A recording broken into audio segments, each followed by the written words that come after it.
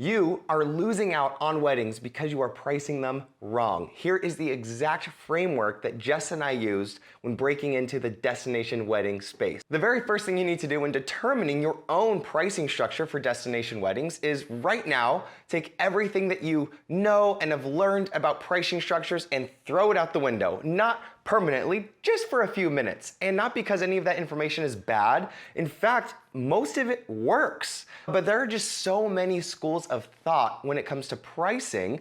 All those are based off of someone else's ideals, their ideal pricing structure and what they want to be making. But today, I don't want to teach you how to price how someone else wants to get paid. I want to teach you how to set up your pricing structure for destination weddings based on your ideals.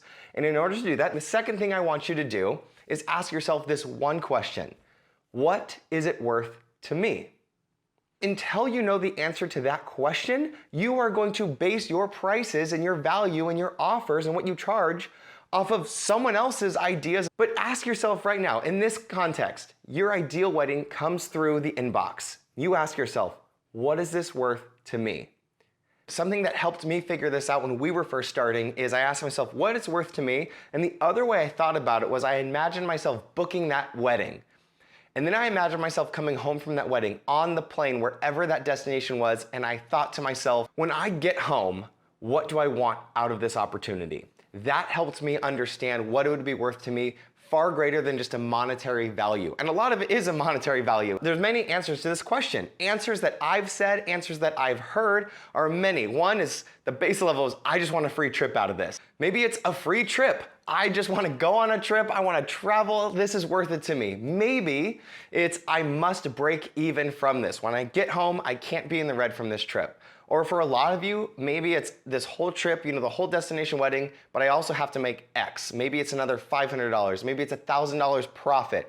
Maybe it's $2,000, $5,000, $10,000, whatever that number is, you get to decide. Or maybe you're thinking, I'll do anything. Maybe your answer is, it's worth it to me. I'll do anything to go. I'll even dip into the red a little bit. Now, it better be a freaking awesome wedding if that's your mindset behind it. But once you understand what it's worth to you, there's no wrong answer to that question. You are allowed to base it all off of what you find the value in for that wedding. And that's a beautiful thing. And once you have that answer, you might be thinking, great, the next step is when I get that dream inquiry, I want a free trip. I'm just gonna tell them, hey, guess what? I'll do this for free. No, do not start there. The next step of this isn't actually saying, this is worth it to me, so I just need to break even from this trip and I'll shoot your wedding. Actually, you're gonna kind of flip this because you have to answer another question next. Once you know what it's worth to you, when that ideal inquiry comes in, you need to answer, what's my ideal?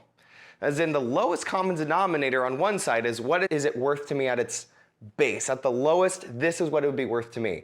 But in an ideal world, this. In an ideal world, I would get this whole trip covered and I come home and I make $5,000. Maybe that's the ideal, but you would be really happy with breaking even from this trip because you see the value in that opportunity. And to kind of give you an analogy of this, if you've ever shopped on eBay ever in your life before, it's kind of like when you find an item on eBay, you want to bid on it. You don't just have to bid a number, you can actually put in your highest denominator. I'm willing to spend $500 on this, but I'm gonna start at $100. You kind of take that and flip it on its head. You say, here's my ideal, but here's the lowest I'm willing to go. And then you're able to communicate that with the client very delicately. Now I wanna preface this entire point because it's very sensitive and it's very delicate. And people think, oh, you're talking about negotiating. I am not talking about negotiating. Jess and I do not negotiate our prices. We know what's worth it to us, we know our value, and we charge exactly that.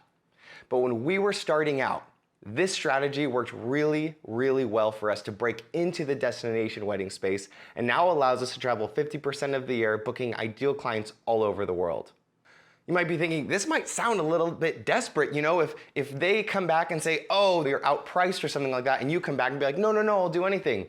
It's not desperate, and it also matters how you communicate it. If you send your brochure, and we'll talk about that in just a second, however you price it, and they're just like, this is way out of our budget, you can respond saying, hey, I really connected with you. I would love to still find an opportunity or a way to serve you. What is your ideal budget or price point? I love the word price point, not budget. And if they send back something that's in your ballpark of what's worth it to you, you can communicate. And that's not desperate. That is communication. That is, you know what's worth it to you, they see value in it, and you can come to a common denominator where both parties win, so that you book a wedding that's worth it to you. Now that you have that, let's quickly touch on how to send your pricing. I am okay with 2 ways of sending your pricing. One, on an online plus site, a hidden link in your website that has it live as a part of your website. 2, on an online brochure like HoneyBook has. I love HoneyBook brochures, they're amazing. The 2 ways I'm not okay with sending is just typed out in an email or in a PDF. And a lot of people, you might be sending PDFs right now, or maybe you're sending an email with your pricing listed in it. That's okay, but let's stop that now and I'll explain why. One, online plus sites and brochures, you can tweak it anytime. If you're split testing your pricing, if you just want to up it a little bit, you can do that live, or you can duplicate the page live. You can also kill a link, back in maybe a 2018 pricing structure like I did. That link doesn't exist anymore because it's updated, but no one has that PDF floating around in their inbox. Also, PDFs, depending on your work computer, your work phone, the structure set up, and the apps you have, look way different, and I want way more control when people are experiencing the pricing guides and the pricing structure I send them. Also, on an online website, Jess and I have a video of us welcoming them to our pricing guide, and as they scroll through, they can hear our voices and see a video of us chatting about the pricing and how they're set up and why they're set up. So what you should be doing is when someone inquires for a wedding, especially a destination wedding, you can send them, I say your brochure or your online pricing guide and say, hey, the fluff email, all this excitement, here's a link so you can see our pricing.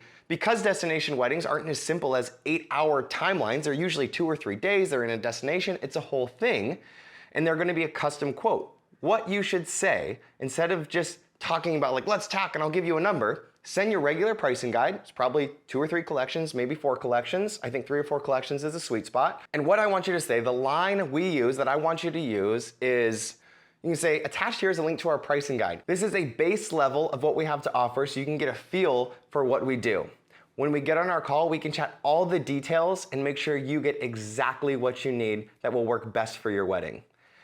Using a line like that not only eliminates the stress that they're looking at this and it's like, oh, it's only 8 or 10 hours, it also opens up the conversation. It lets them know your prices, your averages. It also opens up the conversation for when you get on that call, you can come up with a custom collection based on their needs. And to wrap this up on pricing, this is currently what Jess and I do when we get a destination wedding inquiry. We get destination wedding inquiry. They're usually 3 days. There's usually a welcome party, a rehearsal, and the wedding. If they go even further, there's a brunch the 4th day. So it's a lot. And we don't necessarily know this just from their inquiry. So we send them our normal pricing, our 4 collections, and we use that line. Hey, this is a base level of what we do. But when we hop on our call, since you're doing a destination wedding, we would love to come up with a custom collection so that you get exactly what you need. So once we get on that call, we chat all the details and then we get them a custom quote. And inside that quote includes all the coverage for every single event they want covered. Usually, it's the welcome party, the rehearsal, the wedding, or the brunch afterwards. The hours it's gonna take into that, and then we wrap it up, not in an hourly way, but in a collection, because it's a big collection, it's several days of photographing. And that includes lodging, starting the day before the first event, if it's really far away, 2 days before, through the night of the first event. So say it's a Friday, Saturday, Sunday, we are there Thursday, Friday, Saturday, Sunday is when they pay for the lodging, and I require it to be where you and or the guests are staying. And I explain that way I'm close to the action because we're gonna be there all weekend. We don't wanna have to be commuting back and forth. We wanna be able to document everything that's happening, and that actually brings them a lot of peace. In our custom collections, the only thing we say that's separate is we will also invoice you, including the final invoice, our flights. The reason we say this is because Jess and I fly exclusively Delta. We have Delta Diamond Medallion status, which I love, and that guarantees us upgrades. And I can explain that to them no matter what caliber wedding you're shooting. When you say, hey, I have Diamond, they usually know what that is.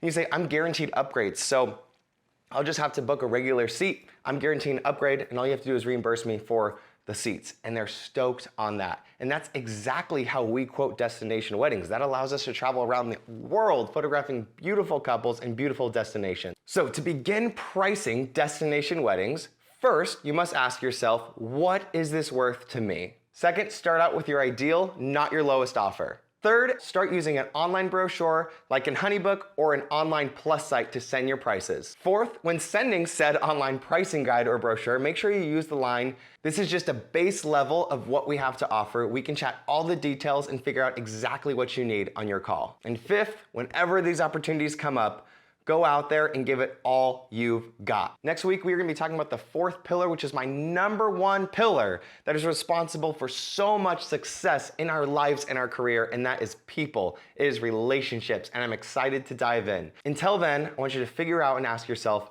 what is this worth to me? Until next time, my friends, know that you are capable of great and amazing things, and I will see you in the next video.